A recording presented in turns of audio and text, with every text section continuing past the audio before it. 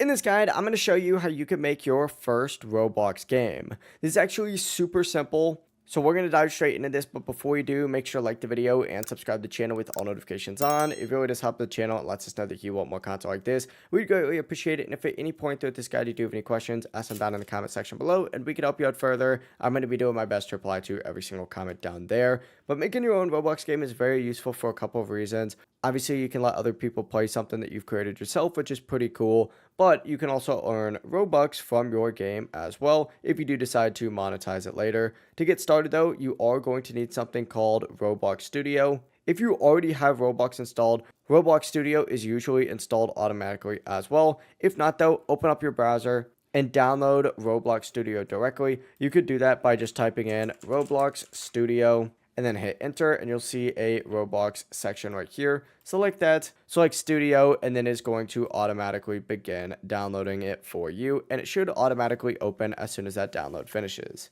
After it does finish, it's going to ask you to sign in. Go ahead and sign in, and after you do sign in, you'll first see an option to watch a tutorial by doing this start learning option. I recommend doing this. It's going to walk you through a quick guided tutorial that teaches you the basics by helping you create your first playable experience. If you're brand new, definitely start with this. If not though, what you're going to want to do is go to either the templates option right here, and you can go ahead and choose, a template, which is super helpful because you can open up a platformer template, death run style map, or other pre-made experiences, and Roblox is going to automatically load a starting game for you. And from here, you can begin editing, adding mechanics, or customizing it however you want. But if you already know what you're doing, you could jump straight into building and modifying the game by selecting new experience up at the very top. Now, you can also collaborate with other people, which is great if someone is teaching you or helping you learn. Roblox Studio has a ton of tools, so take your time and explore everything it offers. But that is it. If you guys do have any questions, ask them down in the comment section below, and we can help you out further.